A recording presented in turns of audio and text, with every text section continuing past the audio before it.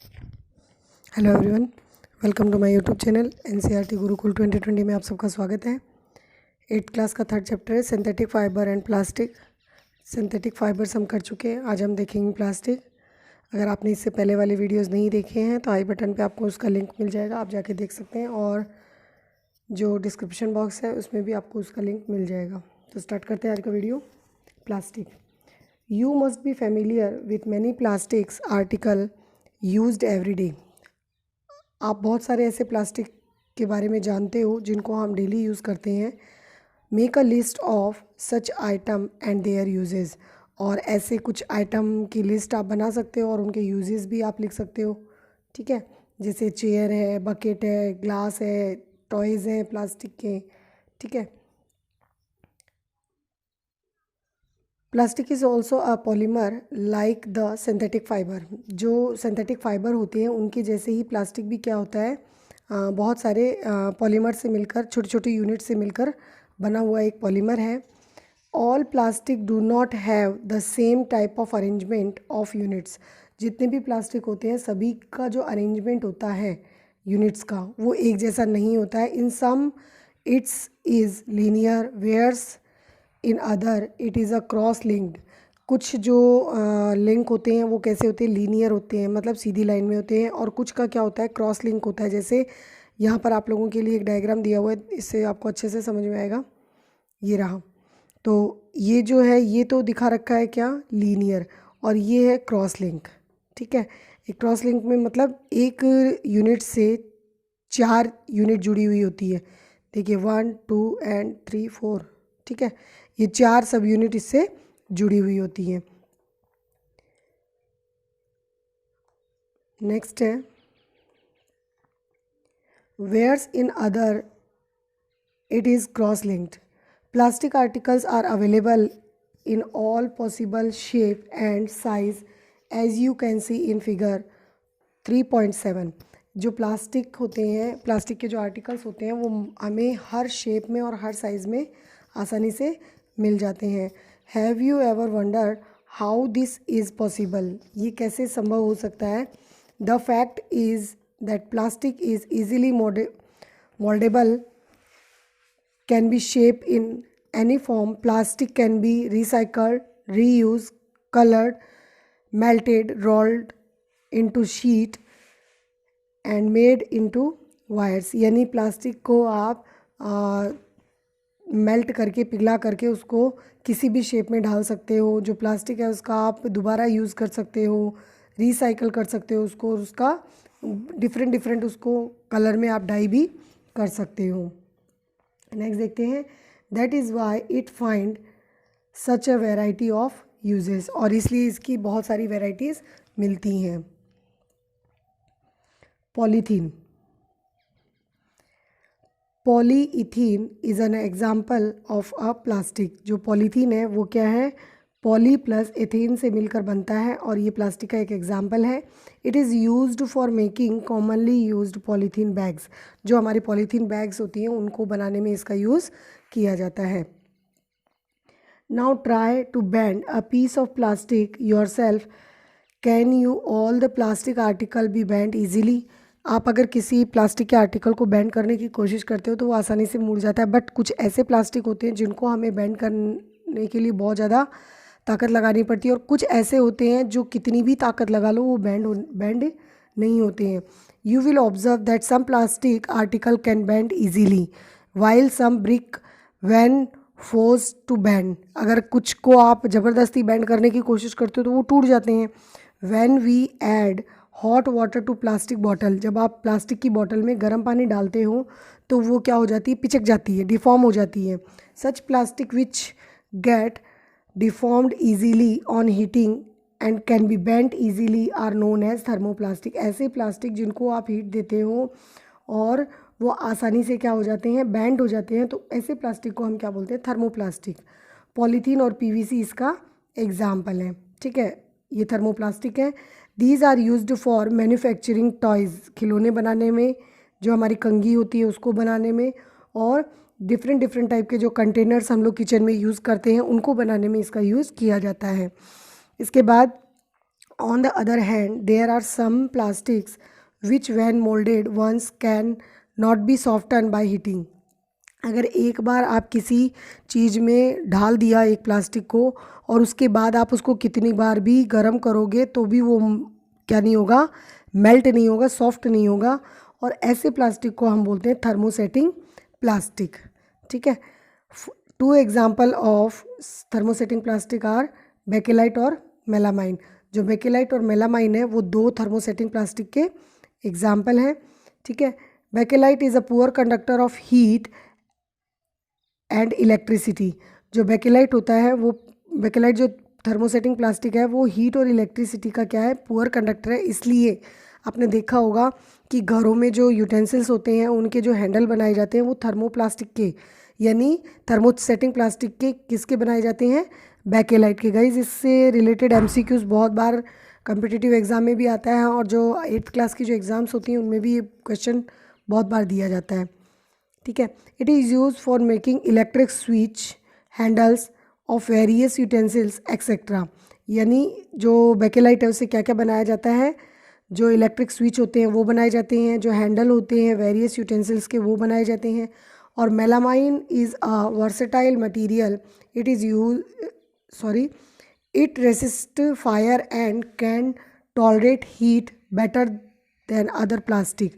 यानी जो ये मेलामाइन है ये एक वर्सेटाइल मटेरियल है और इसका जो यूज़ है वो फायर रेसिस्ट जो यूनिफॉर्म होती है उनको बनाने के लिए इसका यूज़ किया जाता है।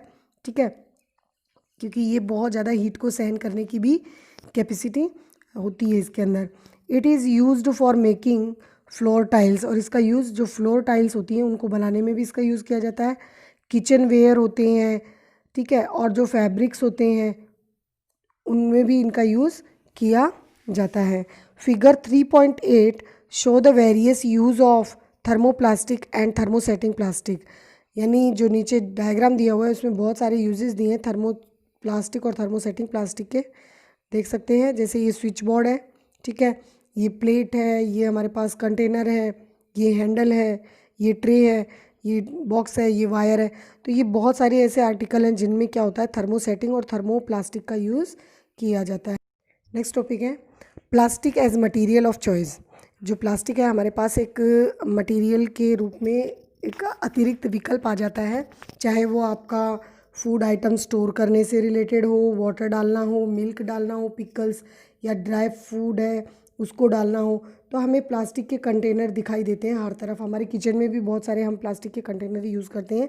This is because do their, ये सब क्यों होता है, क्योंकि ये लाइट वेटेड होते हैं ये प्लास्टिक के कंटेनर्स, लो प्राइस होती है, गुड स्ट्रेंथ होती है एंड ईजी हैंडलिंग होते हैं। ठीक है। अगर आप मार्केट में एक स्टील का डिब्बा या फिर कोई सिल्वर का डिब्बा लाने जाओगे तो आपको उनकी अच्छी खासी पेमेंट देनी होती है, बट वहीं पे प्लास्टिक के जो कंटेनर्स होते हैं उनके लिए आपको बहुत चीपेस्ट प्राइस में आपको ये कंटेनर मिल जाते हैं। Being lighter as compared to metals, metal से अगर आप कंपेयर करोगे इनको तो ये मेटल से हल्के होते हैं। प्लास्टिक आर यूज्ड इन, कहाँ कहाँ यूज़ होता है इसका, कार में यूज़ होता है, एयरक्राफ्ट में यूज़ होता है, स्पेस क्राफ्ट में भी इसका यूज़ होता है। The list is endless if we start counting article like slipper, furniture, decoration, pipes etcetera. अगर इनकी आप लिस्ट बनाना स्टार्ट कर दो तो आपके पास इतने सारे आइटम आ जाएंगे कि आप उनको लिस्ट में नहीं लिख पाओगे या शॉर्ट लिस्टेड नहीं कर पाओगे। Now let us discuss the characteristic property of plastic. Plastic की प्रॉपर्टीज़ क्या क्या होती है वो डिस्कस करते हैं अभी। सबसे पहली प्रॉपर्टी आती है नॉन रिएक्टिव। जो प्लास्टिक होता है वो किसी भी मेटल के साथ या किसी भी एनवायरनमेंट में आप उसको रखते हो तो वो उसके साथ रिएक्ट नहीं करता है। You know that metal like iron get rusted when left expose to moisture and air. अगर हम लोहे को हवा में और नमी में खुला छोड़ देते हैं तो उसके अंदर जंग लग जाती है, लेकिन जो प्लास्टिक होता है ऐसा प्लास्टिक के साथ बिल्कुल भी नहीं होता। एयर और वाटर का इस पर कोई इफेक्ट नहीं पड़ता है। दे आर नॉट कोर्डेड ईजीली, इनके ऊपर जल्दी से मतलब कोई कोर्डेड का मतलब यहाँ पर होता है कि उसका क्षरण नहीं होता है, वो जल्दी से ख़त्म नहीं होता है। That is why they are use to store various kind of materials include many chemicals. बहुत सारे केमिकल्स और बहुत सारे तरीके के मटेरियल्स जो होते हैं उनको स्टोर करने के लिए इसका यूज़ किया जाता है। Plastic is light and strong durable. जो प्लास्टिक है वो लाइट होता है, स्ट्रॉन्ग होता है और ड्यूरेबल होता है। तो देखते क्या दिया है, टॉक योर पेरेंट्स और grand parents about the type of buckets that were used in the past. मतलब वो पुराने समय में किस तरीके की बकेट यूज़ करते थे। गाइस अभी जैसे इस समय तो आप लोगों को स्टील की बकेट या जो सिल्वर की बकेट होती है बहुत कम देखने को मिलती है। ये मानो कि 100 में से 10% घरों में ही देखने को मिलती है। ज़्यादातर प्लास्टिक की बकेट्स का ही यूज़ होता है। What is the material of the bucket of mug और mug you are using today. पहले वो लोग क्या करते थे, मेटल्स का यूज़ करते थे बकेट के रूप में। जो बकेट होती थी वो मेटल की बनी हुई होती थी, लेकिन आज जो बकेट हम यूज़ करते हैं वो प्लास्टिक की बनी हुई होती है। ठीक है। Since plastic is very light, strong, durable and can be moulded into different shape and size. जो प्लास्टिक है वो बहुत लाइट होता है, स्ट्रॉन्ग होता है और ड्यूरेबल का मतलब होता है काफ़ी इसको लॉन्ग लास्टिक होता है, ये जल्दी से ख़राब नहीं होता है और इसको आप डिफरेंट डिफरेंट शेप में ढाल सकते हो और बहुत डिफरेंट टाइप की इसकी साइज़ बनाई जा सकती हैं। It is used for various purpose. और इनके जो यूज़ हैं वो डिफरेंट डिफरेंट होते हैं। Plastic are generally cheaper than metals. जो प्लास्टिक होते हैं वो मेटल से बहुत सस्ते होते हैं। They are widely use in industries and for household articles. जो इंडस्ट्रीज़ होती हैं उसमें इसका यूज़ किया जाता है और जो किचन के आर्टिकल्स होते हैं, हाउस होल्ड आर्टिकल्स होते हैं, उसमें भी इसका यूज़ किया जाता है। Make a list of different kind of plastic container that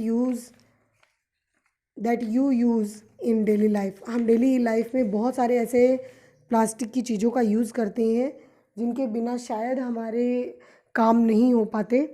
तो ऐसी कुछ लिस्ट आप बना सकते हो। Plastic are poor conductors. You have learned above that plastic are poor conductor of heat and electricity.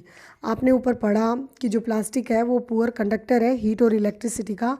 That is why electric wire have plastic covering and handles of screwdriver are made of plastic. इसी वजह से जो electric wire होते हैं उनके ऊपर plastic की covering होती है और जो स्क्रू ड्राइवर होता है उसके ऊपर से भी प्लास्टिक की, उसके हैंडल पे भी क्या होता है, प्लास्टिक की कवरिंग होती है। As mentioned above, handle of frying pan are also made of plastic. और जो फ्राइंग पैन होता है उसके हैंडल पे भी प्लास्टिक लगा हुआ होता है, thermosetting plastic. Did you know.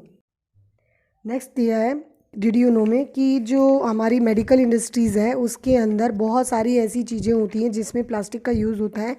चाहे वो टैबलेट पैकिंग करना हो, चाहे जो सर्जरी करनी होती है उसके अंदर जो धागा यूज़ किया जाता है वो भी प्लास्टिक का होता है। जो डॉक्टर के हैंड ग्लव्स होते हैं वो भी प्लास्टिक का ही होता है। Special plastic cookware is used in a microwave oven for cooking food.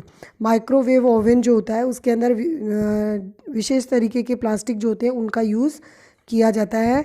यानी ऐसा प्लास्टिक होता है वो जो क्या नहीं कर सकता, हीट से और इलेक्ट्रिसिटी से दोनों से क्या नहीं होता है, वो मेल्ट नहीं होता है, यानी उस पर कोई इफ़ेक्ट उसका नहीं पड़ता है। वो बैड कंडक्टर ऑफ इलेक्ट्रिसिटी और हीट होते हैं। In microwave oven the heat cook the food but does not affect the plastic vessels.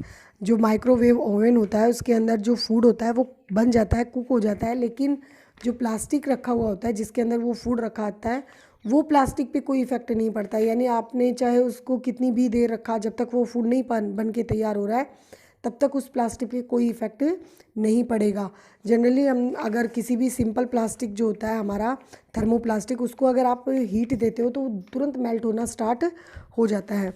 लेकिन जो माइक्रोवेव ओवन जो होते हैं वो मेलामाइन प्लास्टिक के बने होते हैं और मेलामाइन जो होता है वो क्या होता है, हमारा थर्मोसेटिंग प्लास्टिक। ठीक है। Teflon is a special plastic on which oil and water do not stick. यानी जो टेफ्लॉन है वो एक स्पेशल टाइप का प्लास्टिक है, ठीक है, और इस पर क्या नहीं होता है, वाटर और ऑयल जो है वो चिपकते नहीं है। It is used for non stick coating on cookwares. और इसका यूज़ किस में किया जाता है, जो नॉन स्टिक कुकवेयर्स होते हैं उन पर कोटिंग करने के लिए इस प्लास्टिक का यूज़ किया जाता है, किसका, टेफ्लॉन का। नेक्स्ट है fire proof plastic although synthetic fibres catch fire easily. Synthetic fibre जो होते हैं वो बहुत जल्दी से फायर को कैच कर लेते हैं। जैसे हमने इससे पहले वाले पोर्शन में पढ़ा था कि किचन में जब हम काम करते हैं तो हमें सिंथेटिक फाइबर से बने हुए कपड़े नहीं पहनने चाहिए। तो यहाँ पर क्या दिया है कि जो सिंथेटिक प्लास्टिक है वो फायर को कैसे रेजिस्ट करते हैं, कैसे बचाते हैं। यहाँ पर मेलामाइन जो होता है वो फायर रेजिस्ट है, यानी ये क्या नहीं करता है, फायर को कैच नहीं करता है। और इसका यूज़ किस में किया जाता है, जो फायर ब्रिगेड वाले होते हैं वो इनकी बनी हुई यूनिफॉर्म का यूज़ करते हैं।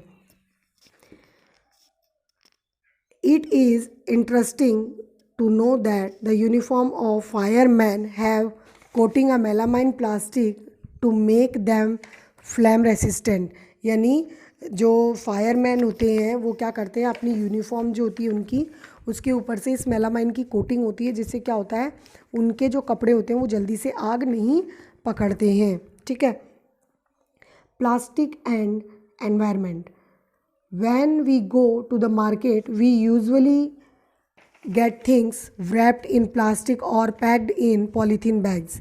हम जब मार्केट जाते हैं हमें तो अधिकतर चीज़ें क्या होती हैं, प्लास्टिक में ही पैकिंग दिखाई देती हैं और डालकर भी हमें पॉलीथीन की बैग में ही दिया जाता है। That is one reason why plastic waste keeps getting accumulated in our homes। और इसकी वजह से क्या होता है, हमारे घर पे बहुत सारा प्लास्टिक इकट्ठा होना स्टार्ट हो जाता है। Ultimately plastic find its way to the garbage. और इसकी वजह से क्या होता है, प्लास्टिक हमें कचरे में दिखाई देने लगता है। Disposal of plastic is a major problem. Why? जो प्लास्टिक के डिस्पोजल हैं वो सबसे बड़ी प्रॉब्लम होते हैं। क्यों? A material which get decomposed through natural process which as action by bacteria is called biodegradable। यानी ऐसे मटेरियल जो नेचुरली क्या हो जाते हैं, डिकम्पोज हो जाते हैं, उनको हम बायोडिग्रेडेबल क्या बोलते हैं, मटेरियल बोलते हैं। और कुछ बैक्टीरिया इन पे एक्ट करते हैं जिससे क्या होते हैं, ये डिकम्पोज हो जाते हैं। लेकिन कुछ ऐसे मटेरियल होते हैं जो नेचुरली डिकम्पोज नहीं होते, उनको हम बोलते हैं नॉन बायोडिग्रेडेबल मटेरियल्स। तो जो बायोडिग्रेडेबल है उसमें क्या हो सकते हैं, हमारे वेजिटेबल पील्स हो गए, ठीक है, कॉटन क्लॉथ हो गए। जैसे ये टेबल दी हुई है आपकी, इसमें देखते हैं जो peels of vegetable and fruit, left over food stuff जो है उसको जो बैक्टीरिया हैं डिग्रेड करने में कितना टाइम लेते हैं, 1 to 2 वीक लेते हैं। और ये बायोडिग्रेडेबल होते हैं। पेपर जो होता है 10 से 30 दिनों में डिग्रेड हो जाता है और इसलिए इसको बायोडिग्रेडेबल बोला जाता है। कॉटन क्लॉथ भी डिग्रेड हो जाता है, वुड भी, ठीक है। और woollen cloth about a year, साल भर में ये क्या हो जाते हैं, डिग्रेड हो जाते हैं और इसलिए इसको क्या कहा जाता है, बायोडिग्रेडेबल कहा जाता है। और tin, aluminium and other metal cans, इनको 100 से 500 साल लग जाते हैं और ये नॉन बायोडिग्रेडेबल की कैटेगरी में आते हैं। वहीं पर प्लास्टिक जो होता है उसको बहुत ज़्यादा समय लग जाता है डिग्रेड होने में या डिकम्पोज होने में, इसलिए इस प्लास्टिक को क्या कहा जाता है, नॉन बायोडिग्रेडेबल। ठीक है। Since plastic take several years to decompose, जो प्लास्टिक है वो बहुत समय लेता है डिकम्पोज होने में, it is not environment friendly. जो ये प्लास्टिक होता है ये एनवायरमेंट फ्रेंडली नहीं होता है। It causes environmental pollution beside the burning process in the synthetic material is quite slow and it does not get completely burn easily। यानी ये जो प्लास्टिक होता है ये क्या करता है, एनवायरमेंटल पॉल्यूशन कोज करता है। और जब ये जलता है तो क्या करता है, बहुत धीमी गति से जलता है और ये क्या करता है, पूरे कम्प्लीटली बर्न नहीं होता है। देखा होगा आप लोगों ने कई बार कि अगर हम चूल्हे में कोई प्लास्टिक की चीज़ डाल देते हैं तो वो कम्प्लीटली बर्न ना होकर एक गांठ जैसी स्ट्रक्चर बन जाती है और एक जगह पे इकट्ठी हो जाती है plastic. In the process it release lot of poisonous fumes into atmosphere causing air pollution. How can this problem be solve? यानी जब प्लास्टिक को जलाया जाता है तो उसके अंदर से बहुत सारी पॉइजनस गैसेस रिलीज होती हैं, जिसकी वजह से क्या होता है, एयर पोल्यूशन होता है। इस प्रॉब्लम को हम कैसे सॉल्व कर सकते हैं? Have you ever seen garbage dump where animal are eating garbage? आपने देखा होगा कचरे का बहुत बड़ा ढेर जहाँ पर जो एनिमल्स होते हैं वो उस कचरे को खाते हैं। In the process of eating the food waste they swallow material like polythene bag and wrap of food. Can you imagine the consequence? The plastic material choke the respiratory system of these animals and forms a lining in their stomach and can be the cause of their death. यानी जब ये garbage का जो ढेर होता है उसके अंदर जब कोई जानवर होता है वो वहाँ उस फूड को खाने के लिए जब आता है तो कई बार हम लोग क्या करते हैं, देखा होगा आप लोगों ने, खाने को हम पॉलीथीन में डाल के फेंक देते हैं कचरे के ढेर में, लेकिन उस खाने को वो जो जानवर होता है उसको ये नहीं पता होता है कि उसको सिर्फ खाना है, जो प्लास्टिक है उसको नहीं खाना है। अब वो बेचारा जो जानवर है वो प्लास्टिक भी साथ में खा जाता है, और जब वो प्लास्टिक को साथ में खाता है तो क्या होता है, उसके अंदर का जो उसकी जो फूड पाइप होती है वो चॉक हो जाती है, बंद हो जाती है, जिसकी वजह से क्या होता है, उसकी डेथ हो सकती है, उस एनिमल की डेथ भी हो सकती है। The poly bags carelessly throw here and there are responsible for clogging the drains too. यानी जब बाढ़ आती है या फिर अगर नालियों में पॉलीथीन गिरी हुई होती है और पानी अगर बाहर नहीं निकल रहा है तो वो पानी कहाँ जाएगा, सड़क के ऊपर आएगा। तो यानी जो नालियाँ होती हैं वो चौक हो जाती है इन पॉलीथीन बैग की वजह से। और कई बार आपने देखा होगा जब पानी बहुत ज़्यादा बारिश होती है उस समय, जब बाढ़ जैसी स्थिति आती है उस समय पॉलीथीन बैग हमें बहुत सारी जगह दिखाई देती हैं। तो ये भी क्या है, एक तरीके से जो नाली होती है या जो जगह होती है वहाँ पर जाकर इकट्ठी होना स्टार्ट हो जाती है पॉलीथीन बैग्स, और उस जगह को वो चॉक कर देती हैं, जाम कर देती हैं उसको। Some time we are very careless and throw the wrappers of chips biscuit and other eatable on the road और अ पार्क्स और पिकनिक प्लेस। यानी हम भी क्या करते हैं, कई बार जैसे बिस्किट के, चिप्स के और बहुत सारे ऐसे रैपर्स होते हैं जो रोड पे फेंक देते हैं, पिकनिक पार्क्स में फेंक देते हैं, या फिर कहीं भी जहाँ भी हम घूम रहे हैं वहीं पे उसको डाल देते हैं। A responsible citizen, what measure do you suggest to keep public place clean and free of plastic? और अगर हमें एक क्या बोलते हैं उसको, रेस्पॉन्सिबल सिटीज़न अगर हमें बनना है तो हमें क्या करना होगा, जो ये प्लास्टिक की जो चीज़ें हैं इनको एक पर्टिकुलर प्लेस पे हमें इनको थ्रो आउट करना होगा। नेक्स्ट है avoid the use of plastic as far as possible. जितना संभव हो सकता है हमें प्लास्टिक को अवॉइड करना है, और make use of bag made of cotton और jute when you go for shopping. अगर हम शॉपिंग के लिए जाते हैं तो हमें कॉटन और जूट से बने हुए बैग यूज़ करने हैं। The biodegradable and non biodegradable waste should be collect separately and disposed of separately. अगर हम जहाँ तक संभव हो सके डिग्रेडेबल वेस्ट और नॉन बायोडिग्रेडेबल वेस्ट है उनको अलग अलग कलेक्ट करना है और अलग अलग ही उनको थ्रो आउट करना है। Practice this in your homes. इसकी जो प्रैक्टिस है उसको हम क्या कर सकते हैं, घर पे भी कर सकते हैं। Can you suggest some other ways in which you can contribute towards reducing the use of plastic materials? और आप क्या कर सकते हो, कुछ ऐसे आइडिया सजेस्ट कर सकते हो जिसमें क्या किया जा सकता है, प्लास्टिक मटेरियल को कम से कम यूज़ किया जा सके, और उसके लिए आप अपने कुछ आइडिया भी दे सकते हो। It is better to recycle plastic waste, most of the thermoplastic can be recycled. यानी ये बहुत ही अच्छा होगा अगर हम प्लास्टिक को रिसाइकल करके उसका यूज़ करें। बहुत सारे ऐसे थर्मोप्लास्टिक होते हैं जिनको हम रीयूज़ कर सकते हैं। Make a list of item that can be recycle. कुछ ऐसे प्लास्टिक हैं जिनको आप लिस्टेड कर सकते हो, जिनको आप रिसाइकल कर सकते हो।